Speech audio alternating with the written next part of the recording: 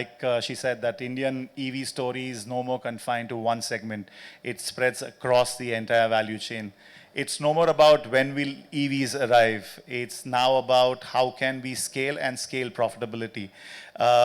Multiple segments are growing in double digit and hitting peaks that not many in the industry imagine.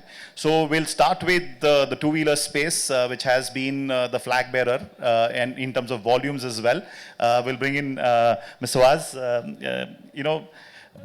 5 years back, it was largely a startup-led story, and legacy players said that, we are there, we are ready when the consumer is.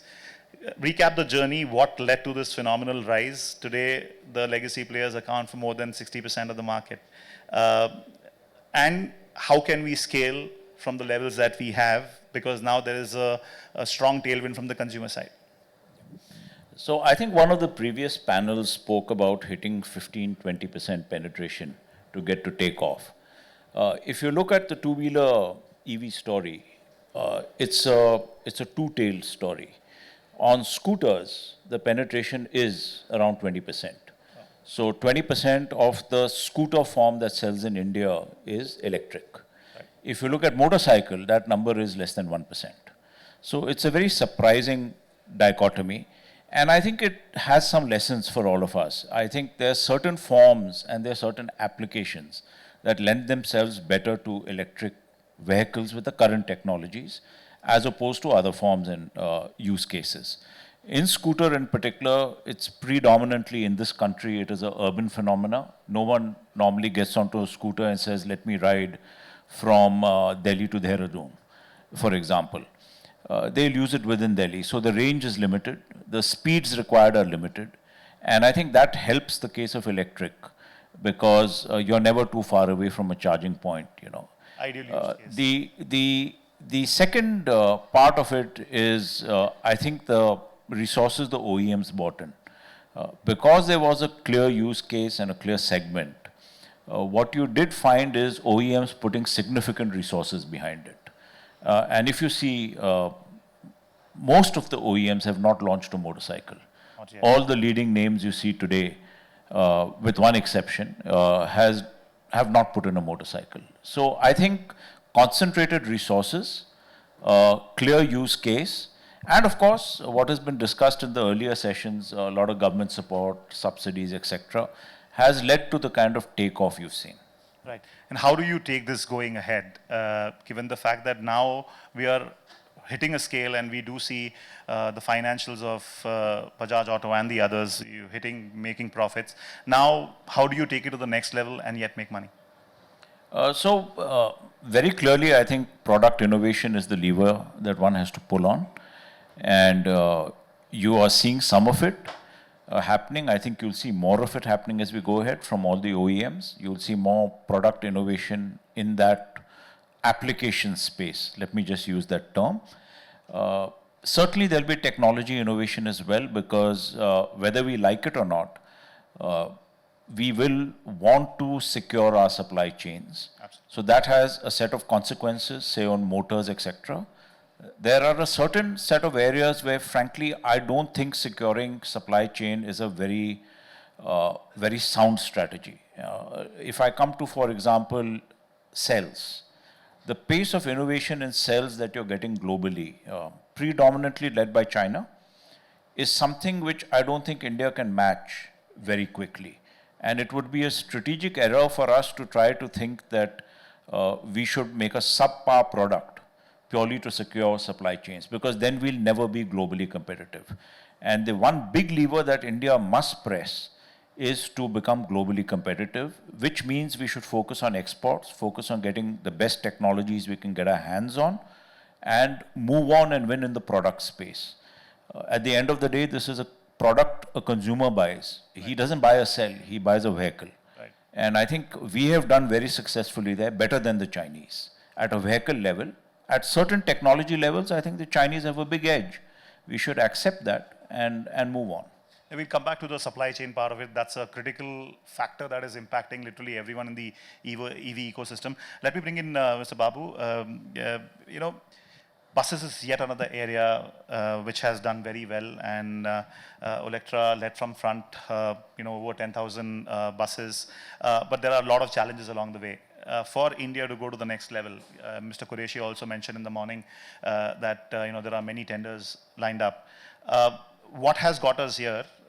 Will that help us grow faster in the future? And what is needed in your assessment? Thank you. I think the bus segment is not a very flamboyant segment like the auto industry normally look at. It's a very, what I would say, purpose-driven adoption. And what's happening in the industry, I'll tell you. We started off with, let's say, FAME 1, FAME 2 for EV adoption. There were subsidies given for buying the buses. It didn't work. It came only very short distance because while the central government is willing to give the subsidy to some extent, the remaining amount and the operations were not very favorable to STUs. STUs don't know how to run these buses and maintain them for all. It was not working. It was not scaling up. Then actually, I would say the innovation is happening like what we are talking about in EV industry. Actually, a business model innovation was happening at Niti Aayog, CESL, or what we call as MHI, and in the industry. Actually, we prepared a model code of tendering of electric buses where the stakeholders, STUs, all of us came together and said, what is the problem? So central government is ready to support the adoption, but state government doesn't have money to buy the vehicle. So we came up with a pay per kilometer model where STUs actually collect the money and pay while they are doing it, and that doesn't put a financial burden on the STUs. And STUs were looking at privatizing this. They don't want to do a full privatization. They want to do a semi-operational privatization. So all this played a very important role for where we are today. I think Qureshi would have talked about it. The tendering process matured in such a way today. I think it is acceptable to industry, acceptable to central government to give subsidy. The state government is willing to participate. In fact, there are more requests from state governments. You would have heard Maharashtra is now want some more. And industry during the first phases has struggled because we have to invest in the buses and we'll have to run it like Tata's, Olectra, others have invested and we are running it. But this is again not scalable. So we want participation from, let's say, operators, financiers. I think in the last 2 tenders that also have been accommodated well. Today operators are quoting, financiers are quoting. In the new CSL tender, I think infrastructure players can quote. Fantastic. So basically they are splitting the OEM, operator, infrastructure provider, and then bringing in many stakeholders into the system. Because if you look at bus industry, it's about 120,000 in a year. Private is about 80% of it. So government buys very little. So if you look at city buses, if you overall look at EV adoption, it will look at 3.5%. So very nascent stage of adoption. But if you look at 9 and 12 meter city buses, it's close to 10%. Yeah. And if you look at government purchases, it's now almost crossing 20 to 30%.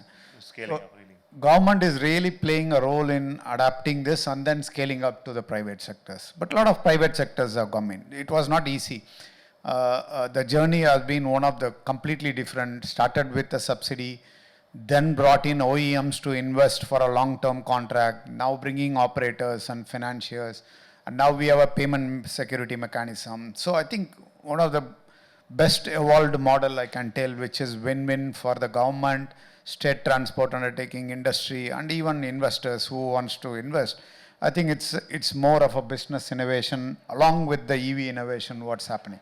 So that's in the bus model. So no, that's fantastic as to how this is an ideal model of private-public participation wherein even government is contributing and so are the private players and the infrastructure operators. Fantastic.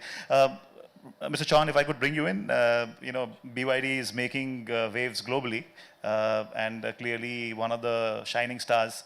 BYD has been in India for a while. How have you seen the journey for consumer in the premium end of the market? And how differently do you see the Indian consumer evolving with regards to the global markets that you cater to? Yeah, sure. If I pick up BYD's journey in India, is around 3.5 years old we are. Since morning, I think we have heard this term multiple times. Um, you know, innovators to early majority, right? So that is where these percentages, at least in terms of passenger car, 1%, 2%, I mean, they would buy it anyway to test it. But then how do you move to early majority, which is a chunk? Uh, right, so there is I have seen it happening over last few years with BYD. We definitely snapped upon this opportunity. There is something called, between these innovators and early majority, there is something called chasm, crossing the chasm. There is a famous book by Jeffrey Moore. Uh, I think the conventional ways does not help.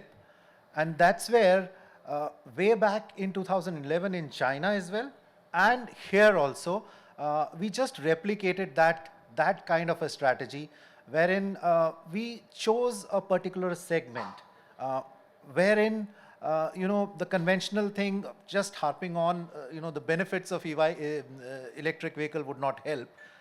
Then the fleet segment, that's what happened in China as well, 2011, and that's where they really find out that particular segment and created the whole value proposition for the customers.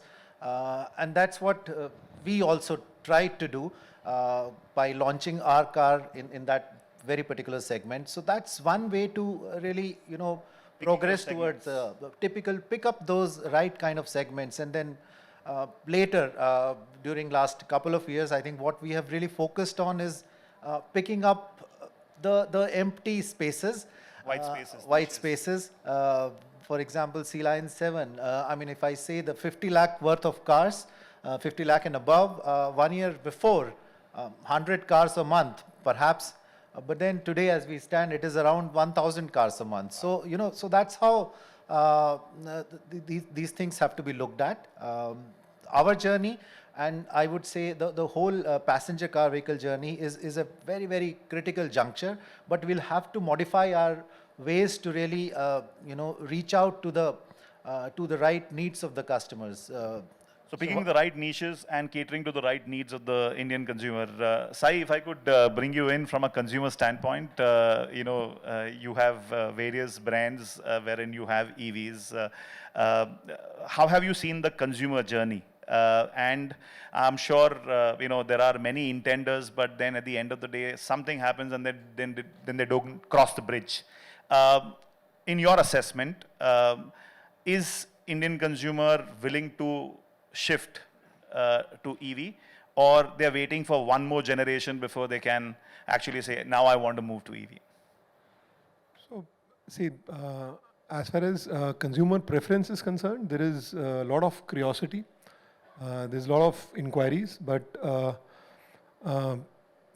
those inquiries, they don't convert to inquiries at the dealership. That's the first point. And even when those inquiries are there at the dealership, the conversion from inquiry to booking and from booking to retail is not to that extent. Say, for example, if I talk in numbers, it is close to what, 5% to 7%, wherein in ICE, it is anywhere above 10% as far as conversion ratio is concerned. Almost half. Though probably, if you talk about the overall market as far as EV is concerned, this calendar year, we'll be crossing what, 2 million mark as far as EV is concerned, with a market penetration of 8% overall. But from a consumer point of view, I think still we are a developing nation, and price plays an important purchase decision for the consumer, and range anxiety is there, we can't avoid. Though probably in luxury segment, or probably the segment in which we've got a range of above 450 or 500 kilometers, in that probably that negates the range anxiety. But still, if you talk about the affordable vehicles which are less than 15 lakhs and the range is less than 300 kilometers, there that range anxiety is still there. We need to conquer that thing. The value consideration of the value consideration has to be there. And because unless and until you give a value proposition to the customer, because I deal into luxury also, even when a customer is buying a vehicle above 1 crore rupee, he still, his first or second preference would be how much mileage, kitna deti hai, what would be the, my running cost for that, what would be the service cost. So electric, probably we negate all those things, but the only thing is the range with which the product can be given. And if we are giving more choices to consumers, because we still have 50% of our dealer network wherein we don't have EV as an option to sell. So if the choice is given more to the consumers, I think the penetration would be at a much higher and a much faster pace. So you expect more and more players coming in, broader portfolio, more models, more competitiveness and better value for consumers. That will, more value and more option will drive the demand in the market, is what you're saying. Yeah, absolutely. Because we, as I told you, we still are a developing nation. We like to, whatever we buy, we see value in that. Only when we see value in that product, we want to buy that particular car. Right. Mr. Jayakumar, you've seen phenomenal growth, and I remember talking to you several years back, and I asked you to, guide where the market is going to move, and your future investments in capacity is made depending on where the market is going to move. There's tremendous thrust on localization. Value comes with localization cost. How have you seen the journey? Value has been in forefront in terms of localizing and, helping EV comes closer to the ICE vehicles. How have you seen the journey, and how far are we from bringing it closer to the ICE vehicles? Thank you for this question. See, first of all, I think from our perspective, there are 4 challenges for this EV adoption. One is the cost, then the range, then the charging infrastructure, and also the sustainability goals. So as a tier 1, our duty is to give the technology to the OEMs with an affordable cost. So our journey started somewhere in 2019 with first business from Tata Motors, where we started our onboard charger DC-DC converter. So this was a standalone solution, basically, and we had single-digit localization content at that point of time. We were not very sure where to put our money into deeper localization.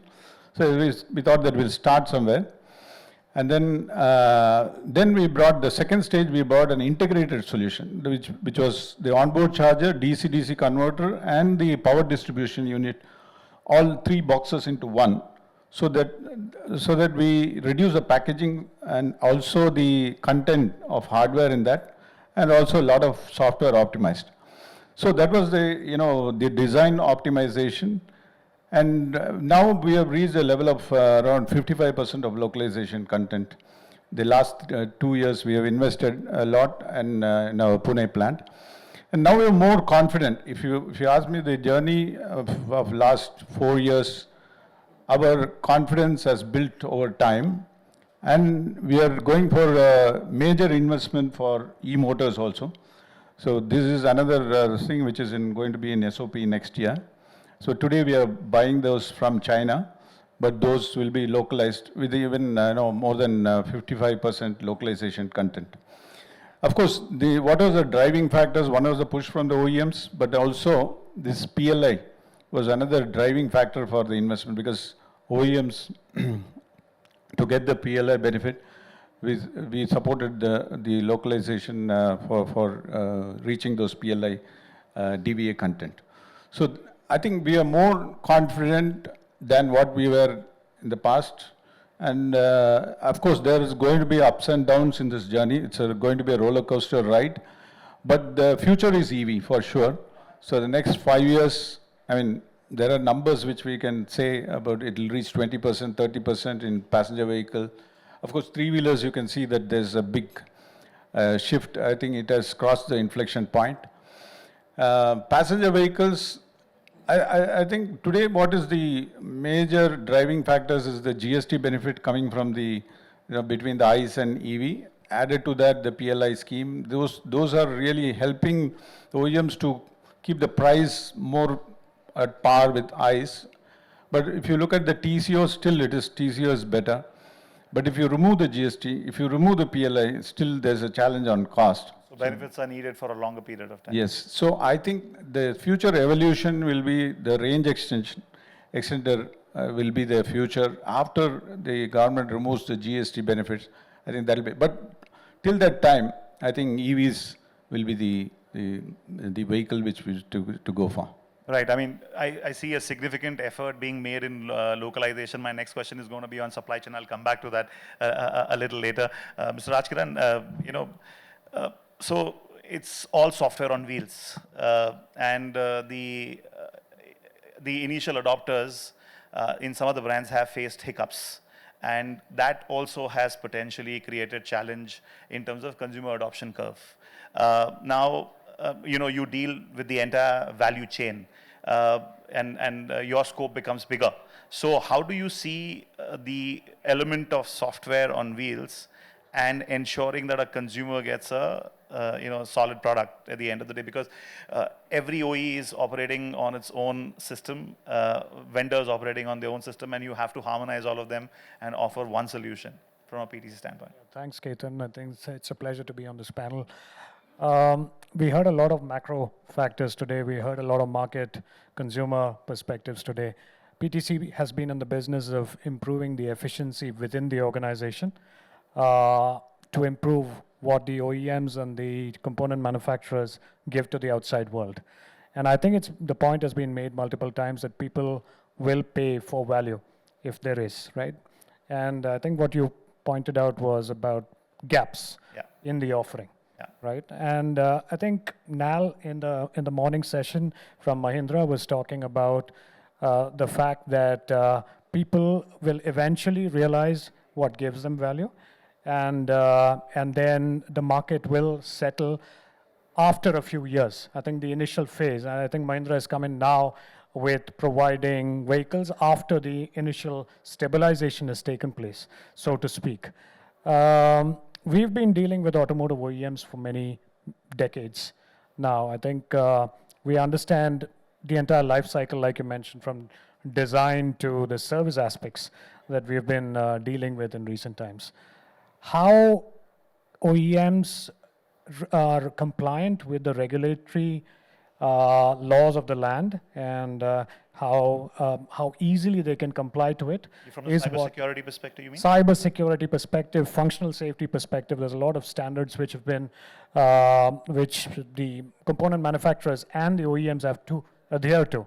Now, how these large engineering departments within the companies, both the electromechanical engineering as well as software engineering teams can adhere to it is what we are in the business of. We make it easy for them because the vehicle is now, like you said, software on wheels. 100 million lines of code is the minimum that a vehicle has today, irrespective of the powertrain. Right. Not just EV, but hybrid, and the software-defined vehicle is now thinking about, is how you think about software first, rather than the electromechanical components. So software, therefore, is the heart of the vehicle. How well can you manage the software lifecycle with taking care of the electromechanical components underneath it is what needs to be stressed on by the OEMs, and that's what we are enabling them to do. So we've seen enough and more cases in the early adoption curve, like was talked about, of many cars being hacked into, and even recently, I think we were talking about a bus stopping midway on a Chinese street and so on because someone software hacked it. How do you ensure that all of that is perfectly managed? That's what PTC has been doing. So bring that very early into development process so that we don't see such kind of issues creeping up later in the future. That's correct. I think you have to avoid recalls. In the traditional world of the electromechanical or the ICE engine world of automotives, you had to recall the moment there was something wrong with the vehicle, right? How do you minimize them? How do you remotely diagnose them, etc., with a software focus? Is what every OEM is thinking about. They're hiring software engineers like the Infosys and the Wipros of the yesteryear used to. I think a lot of manufacturers are doing that. India is a big hub now for that. So software is there in the center of things. Right. Let me bring in Mr. Upadhyay. life cycle management, and I mean, EVs open up a completely different world of experience from a consumer standpoint.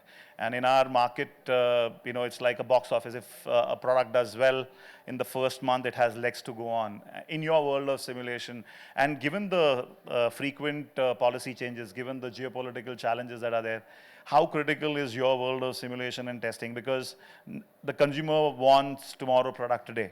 Yeah. How are you seeing the journey, and how are you enabling the environment?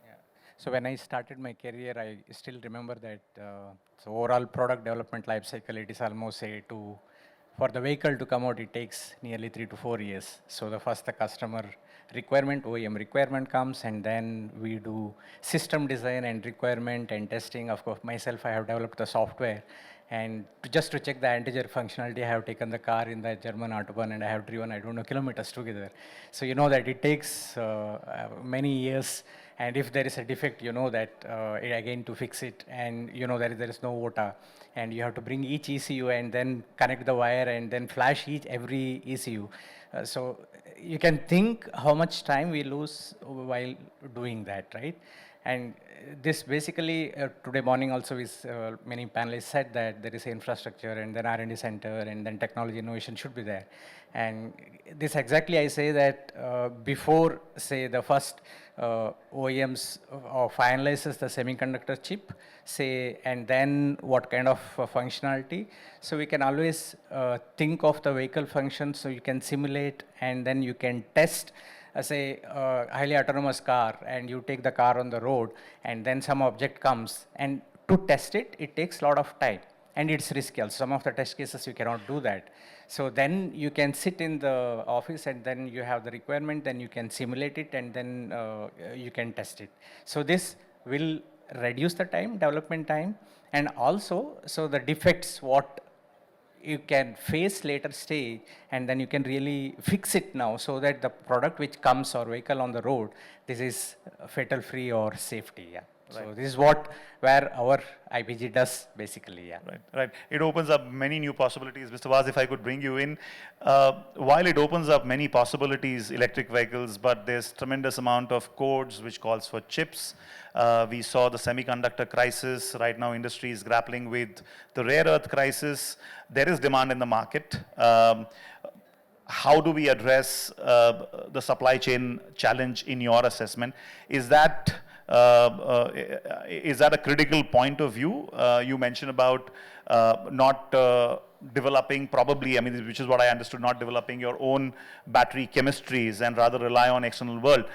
How do you see the role of self-reliance and the reliance on semiconductors, reliance on imports of rare earths? From a supply chain standpoint, it's a big factor that is going to be impacting the industry. How are you seeing that? So it's a very valid question, but let me correct what I said. I didn't say that we should not develop cells. I said if we take cells which are not competitive, we will lose global competitiveness. Sure. And our objective as an OEM should be to provide globally competitive products.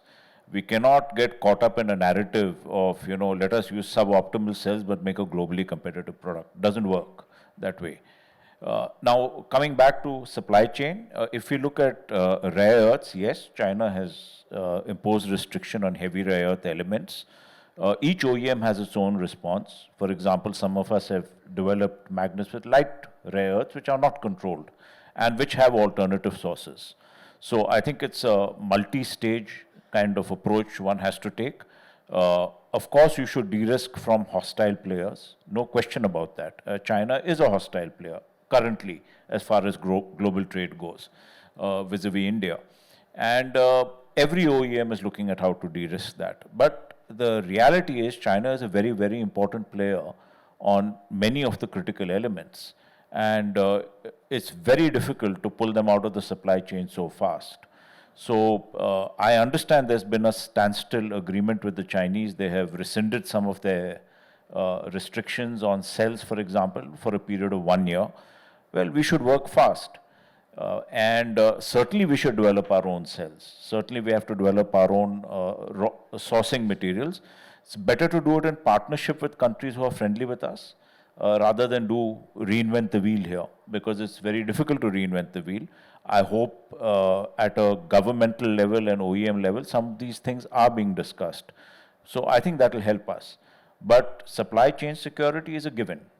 Do you think that is the biggest risk that we face? Because now consumer is warming up to electric vehicles, and if we have to rely on outside sources, and there's significant amount of import still when it comes to electric vehicles, what's the path in your assessment that we can circumvent this challenge?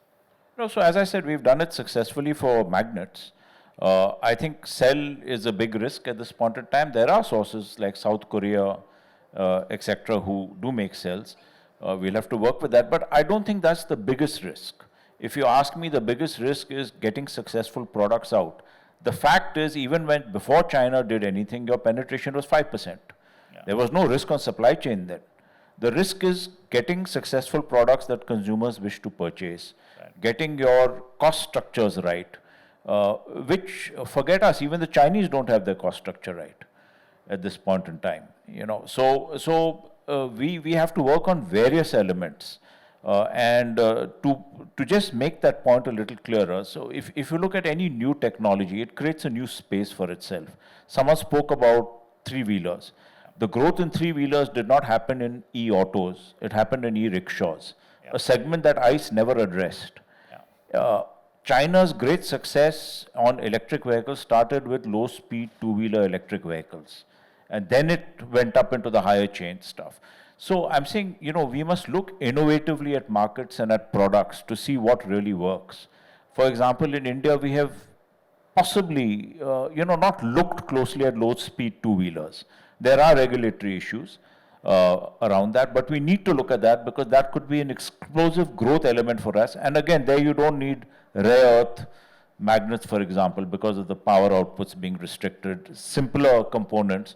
You still need cells, etc. But yes, possibly lower power cells will work well there. Right. Mr. Jayakumar, if I could bring you in, you're in the middle of it, you make motors. How secure are we, and what are the de-risking mechanism that Valeo is putting in place, or what would you recommend Indian automotive industry, the path that they should take, which leads to lesser disruption? Because like Mr. Vaz mentioned, that if there's traction, and the other panelists mentioned, then consumers will come. So in your assessment, how do we address the current challenge that we are facing, and what is the path would you recommend? See, this magnet restrictions is a big issue at the moment. See, the restriction is on heavy rare earth. So what we are doing now is the immediate de-risking is getting a sub-assembly from China, because today we don't have any other option. Just we are heavily dependent on China magnets. But what we are doing is couple of the de-risking, how we are de-risking from China is we are trying out sources out other than China.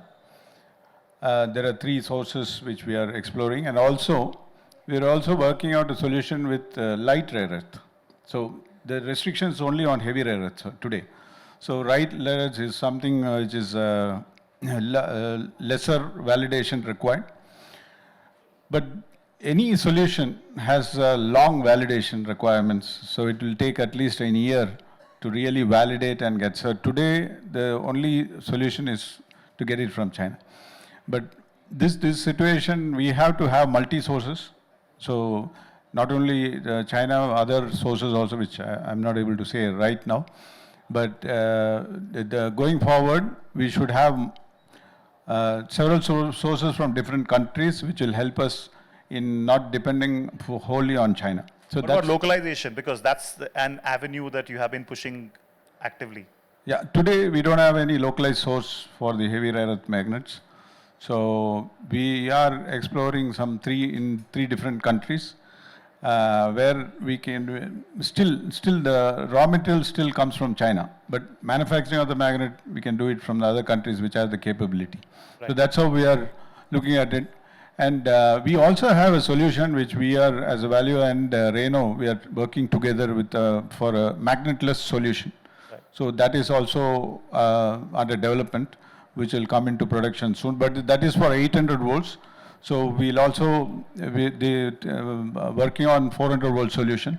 So these are the long-term solutions, not as short-term solutions. Right. Mr. Babu, if I could bring you in, you know, it's an de-risking supply chain is an intrinsic part of, you know, growing the EVs, and cost factor is something that was spoken about. In your assessment, how secured is the Indian buses market, and what is the path that needs to be taken so that there are lesser disruptions? Okay, then I'll just take a one step back and I'll tell you, auto industry is not about product innovation alone.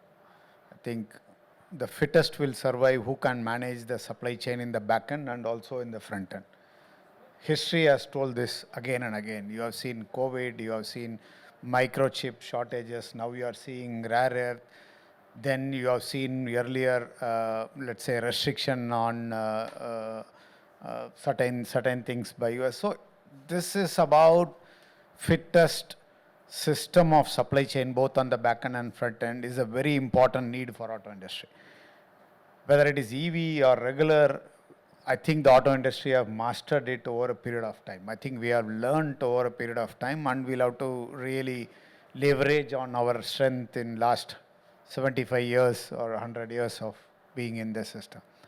Having said that, EV industry is also not insulated. There is no right or wrong answer. Making a cell, is it right? We don't know. Maybe right. Not making a cell and right now importing, maybe right. You will have to handle both. There is no perfect solution. So there are solutions. You have to select one, and you have to de-risk what are all the challenges in that solution. If somebody has decided to import, let's say, a cell, that company has to work on supply chain, de-risking, geopolitics, other alternate supply chain. If you are making, then you need capabilities, raw material, supply chain. I think each has its own challenges. Nothing right or wrong right now, because on a growing industry, you need all sorts of forms. You need to make, you need to buy, you need to do everything, because the industry is growing. The challenge will come when the industry is not growing, then fittest will survive. Right. Right now, I think most innovative supply chain, most innovative product, quicker to market, most liked by customers, everything is fitting in the EV industry, and hence it will flourish. Government want to do it, state government want to do it. So I think it's more important that we innovate right now, because the numbers are small. You can really do some things. But when the numbers are big, really it's very difficult to sway the elephant, then it becomes a really risk to it. So supply chain challenge will be there for life, one or the other. We will have to have what I would say resilient systems and process, and work around as a industry, as a country, with all stakeholders to debottleneck either the policy or the supply chain to make sure that we are able to meet the customer needs. So don't expect supply chain will be very stable, everything will be there and we'll build vehicles and meet customer requirements. Then it is not for auto industry. You have to live in some other industry. So there's always going to be a plan A, plan B, plan C, and evolve the game plan as per the market needs. Mr. Rajkiran, I mean, cost efficiency is something that is going to be critical. If you have to, in some cases, sub-assemblies are being imported at this juncture. It is expensive, and at the same time, you want to make EVs more accessible.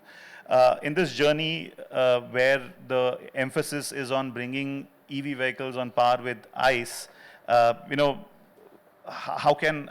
what's the path in your assessment? The design of the EV is complex and can be streamlined very well with technology. So supply chain constraints were being talked about. How do you make it as predictable as possible given the turbulent ecosystem which the world is facing right now, right? That we've got, you know, tremendous use cases of, let's say, BMW integrating their entire supplier base into one collaborated system, and any change that a BMW engineer is making and, you know, recording in the system is known to his suppliers within the constraints of privacy and all of those confidentiality put in place. Now, the automotive OEM is looking at the whole ecosystem as one system whose efficiency needs to be improved. That's where the technology comes in. And then you have to predict, again, the supply chain problems, the supply issues of various components, not just the rare earths, which we're talking about, but multiple different things. That's where the AI and now Gen AI is coming in, which is all getting incorporated into the solutions that are there in the market. So that's one short way of leveraging the data that the OEMs and the ecosystem has had for so many years and put it into a model that's understandable and analyzable so as to predict the best outcomes. I think that's where companies need to trust in data because data doesn't lie, as it says. It's only about how accurately and correctly it can be used. So that's where the systems come in. I think someone talked about systems and processes being the fundamental way in which you can deal with the complexity. This is how to do it. Right, right. Let me come back to the consumer and Sai again. Sai, what will it take for, in your assessment, what have been the roadblocks that has come in the way of EV adoption so far? And how do you kind of, in your assessment, what is needed from an ecosystem standpoint? We have seen cases of, connectivity system issues, software-related issues on the vehicle. From the back end, the industry is grappling with multiple geopolitical challenges, development challenges, engineering challenges. From a consumer standpoint, what is it that the industry needs to do so that, the growth path that we are on, it accelerates further? See, I think it was discussed in the morning first session only. First and foremost, the basic is the consumer awareness. Because what we've understood from interacting with the prospective customers is there's no awareness. So people talk about range anxiety, but they exactly don't know. And people who are driving their EVs, if you speak to them, once they've done a trip or twice they've gone on highways, the range anxiety is gone. Even in a Windsor, I am an AMG dealer also, even a Windsor where the range is only 300 kilometers, we've seen people driving 600 kilometers without any fuss, without even thinking that which place they're going to charge. There's no planning. They simply pack in their luggage, take their family, and they just go on the trip. So I guess the first thing is the consumer awareness, which would be the basic building block for success story as far as passenger vehicle is concerned. And infrastructure is again will play a major role because we talk about that we have 30,000 public chargers, and the reliability of those 30,000 public chargers is still not there. People talk about that 50% of those public chargers are not in use. If you go to the rural segment or to tier 3 or tier 4 cities, there also the infrastructure is not up to the mark, because when you are going on a highway, you will actually be going through that route only. So fixing all those plug points will also be one of the building points in the success story as far as passenger vehicle is concerned. So knowing the consumer and fixing the infrastructure issue is what you... Yeah, and lastly but not the least, price, because the initial purchase price, there cannot be a lot of disparity between ICE and EV. If there is a small gap, people will, because considering that the cost of ownership would be less, if it's a company-owned vehicle, the depreciation is 40% on EV. Even this consumer awareness is not there. We have to educate customers. They don't believe us. They have to speak to their chartered accountant to probably verify what we are saying is correct or not. Because actually speaking, if you talk about from the point of view, if a consumer is driving, say, close to 100 kilometers plus a day, he has to buy an EV because it's the best solution for him. Right. So the only thing is consumer awareness. That's what I personally feel. Mr. Chauhan, if I could bring you in, there is this notion that the EV buyer is a different buyer and he expects things differently. Yes, of course, there are a lot of possibilities with an EV, but have you seen a significant differentiator, because you've been in the industry for decades? Is an EV buyer expecting something more? Is the EV buyer expecting something that he has not seen in the ICE vehicle? What's been your learning so far? See, we are in India, And I think it has been pointed out multiple times now. EV buyer is no different. I'm sure all the customer is looking for is the value, overall value proposition. And over last few years, because of, I would slightly disagree, awareness is definitely built up. The forums like these, you pick up any day. If there are 10 stories, there are 9 stories on EVs. So the awareness is definitely built up.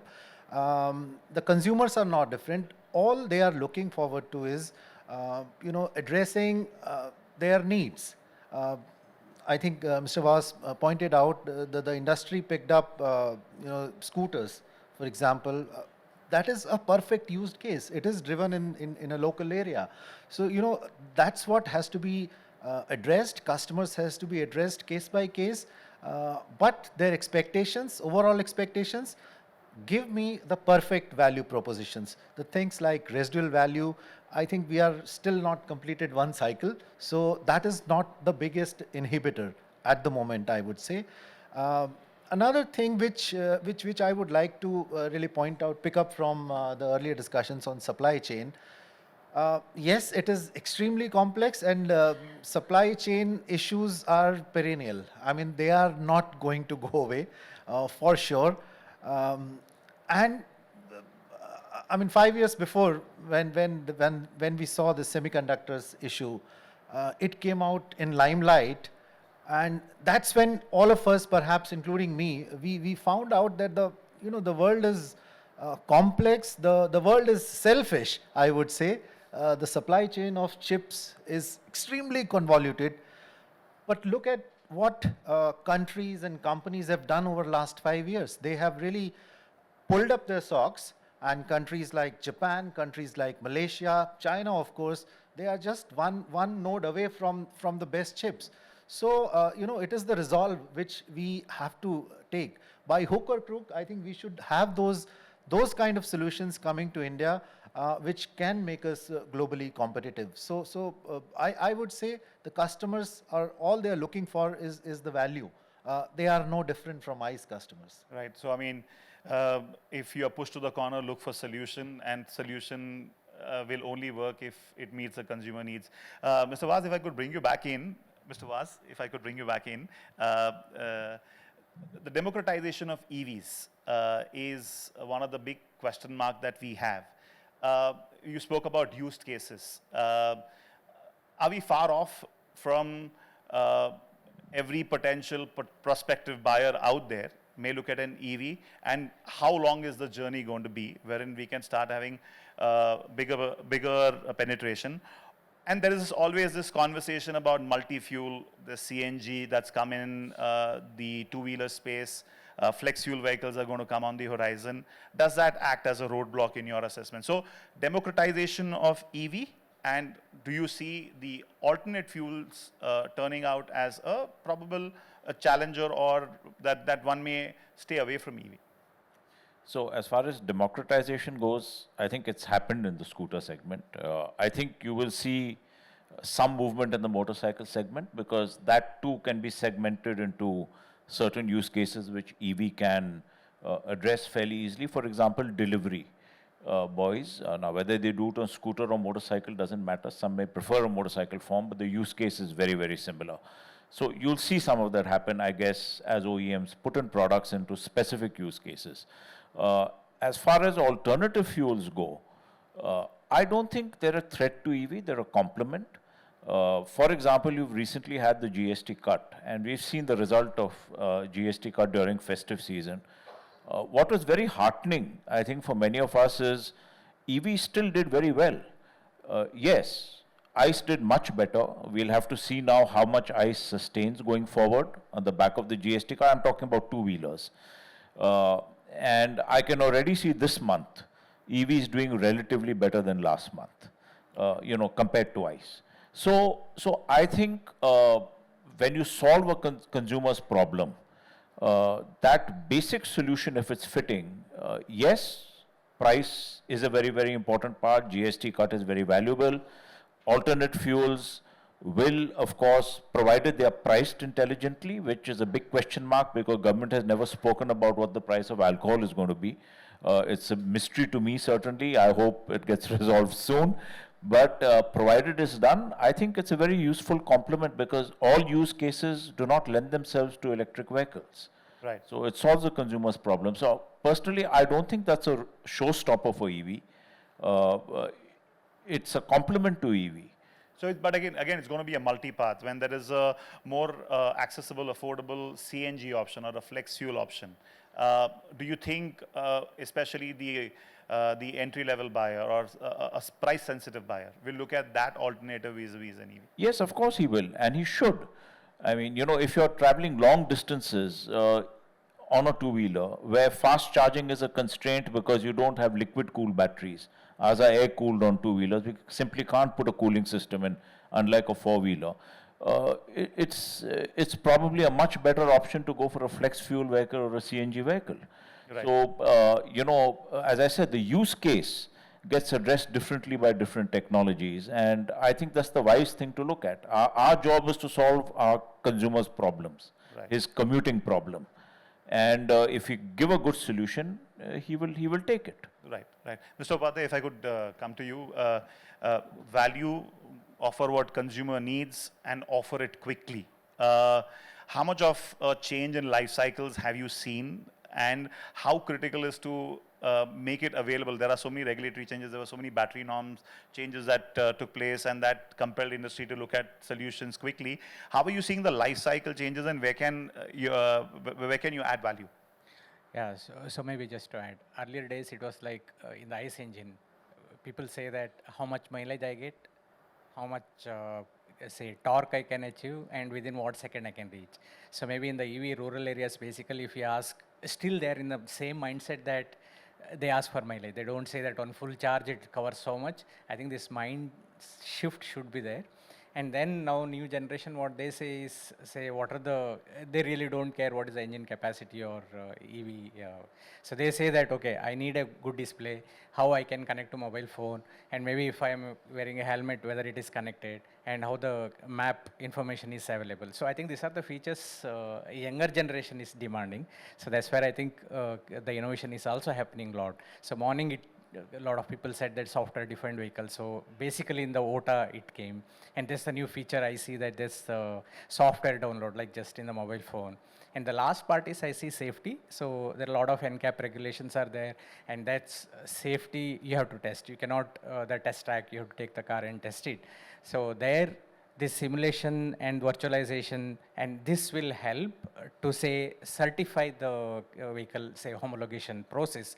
We can really reduce the time. And this is where I say that we say right shift. So if you say typical development cycle, so left shift is basic, right shift is basically that say you design and then test it and then vehicle integration. So how you can reduce it by the simulating the software. I think this is where the innovation, a lot of products are coming, and I think that's where we pitch in there. Yeah, the consumer is demanding, they want vehicles sooner than before. I mean, due to the paucity of time, one last question to each of the panelists. Mr. Babu, how do you see the growth path for the buses market? Where do you see it going ahead? 2030, government's ambition is to look at 100,000 buses. How achievable that is, and what are the potential headwinds that you may see along the way? I think if you look at the bus segment, there are multiple used cases. As all of the auto industry is speaking, I think the city buses has a very high chance that we will have about 70+% EV adoption in city buses, because it's a used case, control depot, it goes into loops, and then we can do that. The second one is about short distance intercity. While there are a lot of intercity buses, challenges are coming, still I think when a consumer is there, the confidence of charging the vehicle is still not in the hands of the one. It's better to do that. So about 300 kilometers is the range, I would say, where the use cases are there, one trip or one side. I think there is a very high chance that we will see about 30 to 50% of EV adoption. There are many private players. 80% of the market is private. There are school buses which are parked idle because of the regulation. Recently I came to know that school buses have a very low what you call road tax or duty, and hence they are not allowed to be used to other purposes when they are actually not doing anything. So India has a lot of assets which are locked by these policies. So we need to work on such policies to unlock them. So because the way in which it came, it doesn't apply to EVs, right? And we'll have to work around that as well. So there are possibilities. We'll have to work closely with industry, government, local consumers. Ultimate aim is we have to create value in the whole ecosystem to consumers, to business, to government, and the society at large in terms of pollution and all. So I think that's the inspiration for all of us to work. And I strongly believe that you can't unlock all the things in one time. It's one step at a time. Now we are looking at city buses. We'll look at 300-kilometer buses. Then we'll unlock something more. And that's how I see a path of debottlenecking. And one last thing I want to say is I think we are trying to get EV solution for every used case. It's not necessarily EV has to be 100%. EV can be the mainstream player. All of us have been saying EV should be the mainstream player, should be in the considerate set for buying a vehicle, not necessarily it should replace everything. So it should be predominant and large player because ultimately it's more efficient, less polluting for the local thing. And our aim is to maximize value to customers, and that we have to do it sustainability, and hence EV will play an important and significant role in it. So the final number would be end of decade 2030 penetration of. I would see if you look at overall bus market, it will still be around 20 to 30%, but the city buses would be about 50%. The short distance would be about 20 plus.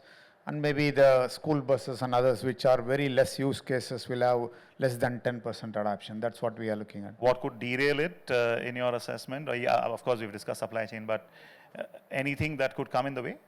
See, I think one of the important challenge in bus market is about financing. I think finance is playing a very important role. The asset is a crore worth of an asset, and if somebody is going to invest, it's going to be twice or thrice somebody has to think on it. So finance is one aspect which will play an important role in adoption. That's so we need to do a high considerate set out. Second is supply chain, I've been talking about. So we need to debottleneck the supply chain issues. The disruptions will come, which will either slow down or even sometimes it may even help to do it. So we'll have to be aware of what's happening on the supply chain. On the cost structure, today we are talking about cells of $40, $45. Just 2 years back, we are talking about $100, right? It's no more valid. $100 is no more valid. So there are a lot of things happening around. So we'll have to see where the value is in the value chain. And then you need to be aware and wide open your eyes, ears, and then make sure that the new technology, when it adapts, how does it navigate? And we need to be prepared for turbulence. Yeah, agile. Yeah. Mr. Chauhan, how do you see the EV market evolving? And I mean, premium end of the market, there's huge opportunity. What's the kind of penetration do you anticipate? Sure, I'll make it quick. But as far as passenger cars are concerned, I think a 20% penetration by 2030 is looking imminent. And if you just translate that number, I mean, approximate, let's say 6 million cars by then, and then 1 million plus cars gives us enough scale to really, have some control on the supply chain. So this journey is happening. You accept it or not, this is surely happening. And I think out of 20 odd players, I think 60-70% players have already jumped the wagon. Perhaps forcefully also because of the the CAFE norms, etc. So they have to go that path any which ways. So it's happening. A rough 20% is definitely happening. Right. 1 million plus cars. Right, Mr. Rajkiran. I mean, the market is going to more than double. The opportunities from your perspective. Yeah, it's fantastic to see those numbers and the projections put in by everybody. Quite contrary to what the government officials said in the morning today, right? But no, everyone remains optimistic. The point is about what is perceived value. That's different for different kinds of consumers. Right. Gen Z may prefer certain features, but the traditional minded people may not appreciate the same feature. right? Power windows was a frill and a variant at a point in time in the past. Yeah. Now no one even talks about power windows as something that requires a variant. So I think it's evolving. There'll be more features that come into the car. It's going to get smarter, etc. These numbers are great. I think three-wheelers has shown the way. Two-wheelers is there. But for passenger vehicles, it's about personalization. Yeah. It's about the car understanding you. And understanding your behavior and tuning everything in the car to align with what you are. So that's precisely where it's going with the software and AI and Gen AI. Okay? Right. Sai, gadgets on wheels are the second most expensive investment a human being makes after a house. From a consumer standpoint, do you see these numbers translating? See, absolutely. From the data point of view, I already emphasized that this calendar year, we're going to go cross 2 million EV vehicles across segments. And if I talk about segment-wise also, say for example, three-wheeler today, as on day, it's at 59% penetration. Wherein if you talk about overall three-wheeler segment, the growth is close to what 3%, but still EV is growing by 10% in three-wheeler. Similarly, if you talk about passenger vehicle, the overall segment grew in first 10 months of this year. Overall segment grew by around about 6.5%, wherein the EV, the growth is 78%. Right. So the writing is on the wall, I guess, as Rajiv pointed out, with the new emission norms kicking in from 2027, most of the OEMs, they've already shared their plans that they will be forcefully, it would be required for each and every OEM to enter into the EV segment. And once we have the entire nation dealers selling EV, I'm pretty sure that we would be close to that 30% mark, which the government is eyeing. So if there's a push towards more EVs, means more value, better, attractive deals from a consumer standpoint. Absolutely, and I believe somewhere down the line with the fuel cells price going down, the tipping point would be wherein the price parity is not there. So once you have the price of EV and ICE on a similar ground, I don't feel any reason, because see, we as Indians, we will figure out how we'll counter the range anxiety. We'll figure out how we'll charge our vehicle, whether or not we have a home charger or not. We'll figure out everything once we have the affordability into account. Right. Yeah. Final words, Mr. Jayakumar. First of all, he was talking about range anxiety. I myself am a owner of a EV. 3 months I've experienced to share with you. So I really don't have any range anxiety. In fact, my friends were asking, how did you take this risk? But really, I'm driving around 70 kilometers up and down. So I charge 4 days, once in 4 days. So absolutely no range anxiety. It's actually, before buying, there was a lot of range anxiety. Right. So your question on the market. And does it make you invest more for localization? Yes, of course. See, what we see is that there's going to be a mix of things. Like there'll be mild hybrid, strong hybrid, and EV. So, of course, I agree with the viewpoint that it'll reach 20% by 2030. But we'll also see a lot of hybrid. And having said that, if you see the EV penetration, Tata Motors today on their overall volumes, they've reached 14% already. Yes. So if you bring new models, good models, people are ready to buy. And also another thing that I think there'll be a faster penetration in 15 lakhs plus vehicles or above 4 meters vehicles. Those will have faster penetrations than the small cars. Yeah. So this is my... Yeah, thank you. Final words, Mr. Upadhyay. Yeah, so I think the growth we see in tier 2, tier 3 cities, and then I think every house has a two-wheeler, and they will move to EV, and then they will, from who has two-wheeler, they will move to four-wheeler EV. And then I think there's a huge potential. So then there should be a, say, what we said in the morning, people are telling that's garage, and people who can serve it, that's skill, and then many such people will come into this, and then huge job opportunity. And also, I think academia, there should be skills to serve this market also. And also, I see that many startups, they are becoming into slowly a component manufacturer. In the value chain, they are moving up. Right. So I think it's a huge growth potential for everybody. I think that's the beauty of this market. Yeah. Right. Mr. Vaz, final words from your end. What's the growth path and profitable growth path? So I think profitability is already happening, at least on two-wheelers. I think 2030 we will see on the scooter side probably 70% electric. That's my expectation. On the motorcycle side, I think if we hit 20%, it will be great. It's going to be a tough walk there. I don't think it's easy. On three-wheelers, again, I think you will see a strong pivot towards EV. E-rickshaw already 100% and growing. And I think on e-auto side, you're seeing very, very high traction. So I would not be surprised if 50% plus there is also electric.